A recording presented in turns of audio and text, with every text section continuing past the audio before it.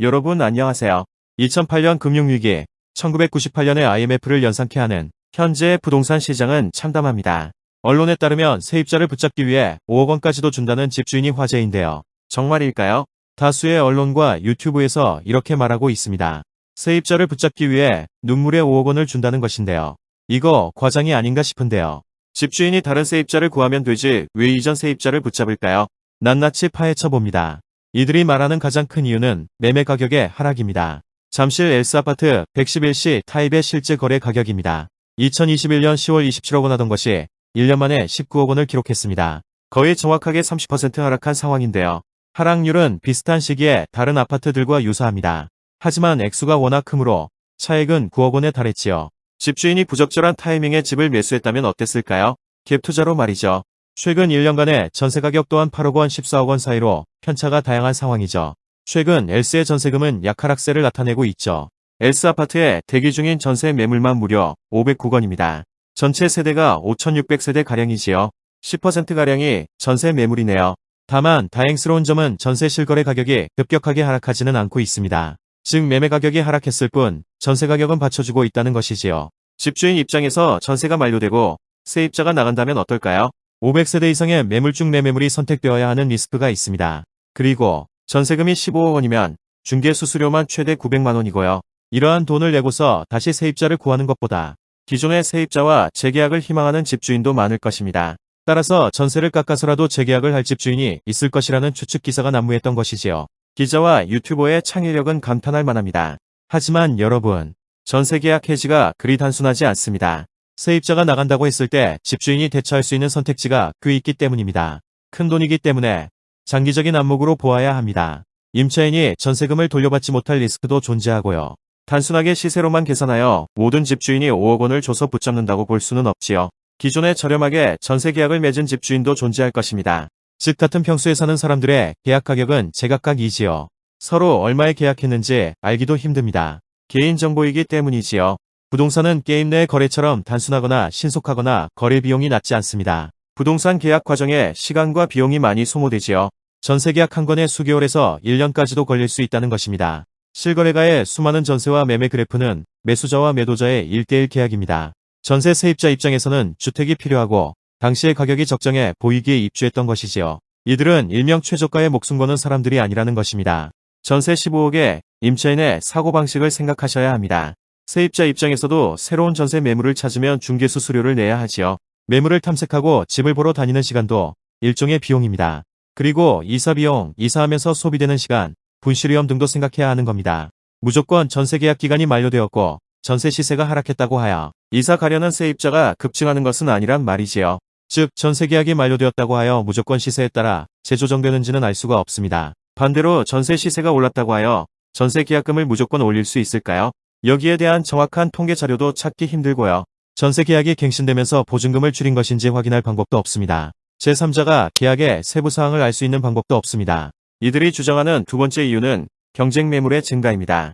트리지움 아파트의 경우 전세 가격은 더 큰 하락을 나타냈습니다. 불과 한 달 이내에도 최저 전세가와 최고 전세가의 차이가 2억 원이나 납니다. 만약 같은 동이라면 자연스러운 현상은 아닙니다. 다만 로열동, 로열층 등의 프리미엄, 인테리어 공사 수준 등의 차이가 있을 수도 있습니다. 이 아파트의 매물도 전세 283개로 전체 3,696세대 중 많은 비중을 차지했습니다. 앞의 내용을 요약해보자면 이렇습니다. 다수의 언론과 유튜버가 이렇게 주장했습니다.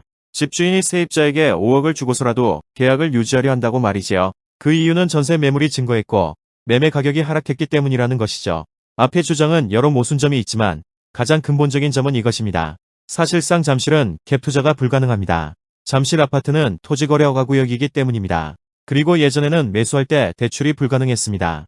따라서 이들을 매수한 이들은 현금 자산가라는 겁니다.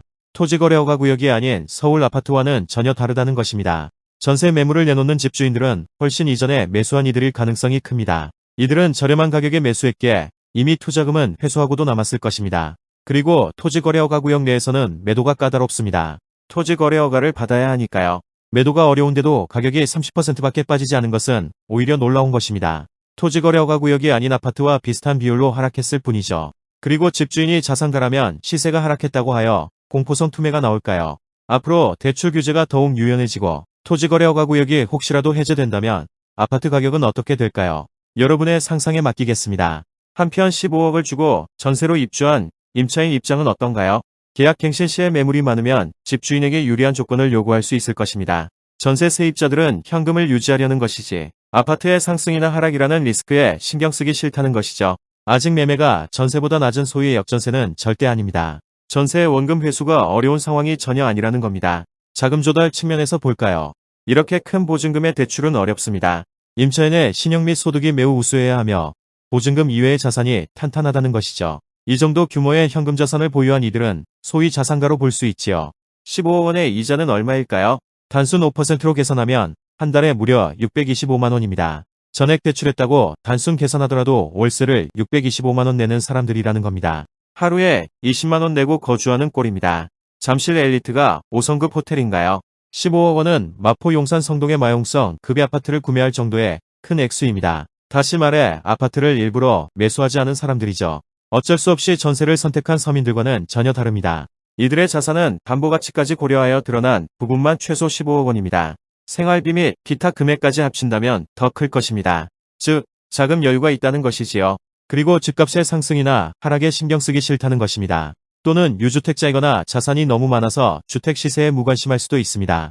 그런 자산가가 고작 전세금이 1억이나 2억 원 떨어졌다고 해서 호들갑 떨지는 않을 겁니다. 이사 비용과 부동산 중개 수수료를 고려한다면 말입니다. 서민에게 1억과 자산가에게 1억은 전혀 다른 금액이죠. 그리고 현재 매매 시세로 거래되어도 전세원금이 보장되므로 자금 회수 리스크는 적습니다. 정리하자면 잠실 아파트의 임차인, 임대인 모두 자산가입니다. 지금은 잠실 임차인에게 유리한 상황이지만 서민들이 동질감을 느낄 상황은 전혀 아닙니다. 잠실의 세입자나 집주인이나 서민에게 똑같은 부자이고 먼 나라 이야기이지요. 기자와 유튜버들이 자산가인 잠실의 상황을 일반화하여 집주인과 세입자의 대결 구도로 확장하는 이유는 무엇일까요? 이러한 기사는 읽을수록 혼란스러워질 수밖에 없습니다. 여러분, 기사나 유튜버를 참고하면 용어 설명 정도의 도움은 될 것입니다. 하지만 단순하게 언론 기사의 제목만을 보고 성급하게 의사결정을 하게 되면 감정에 휩쓸린 결정을 할 수도 있습니다. 그리고 잘못된 선택으로 인해 큰 손해를 볼지도 모릅니다. 기자들이 살면서 부동산 계약을 몇 번이나 해볼까요? 일반적인 사람이라면 손에 꼽을 것입니다. 기자들도 전문가의 도움을 받겠지요. 그리고 기자들이 말하는 집주인의 자산 규모가 동일할까요? 집주인의 자산은 천차만별이고 세입자의 자산 또한 그렇습니다.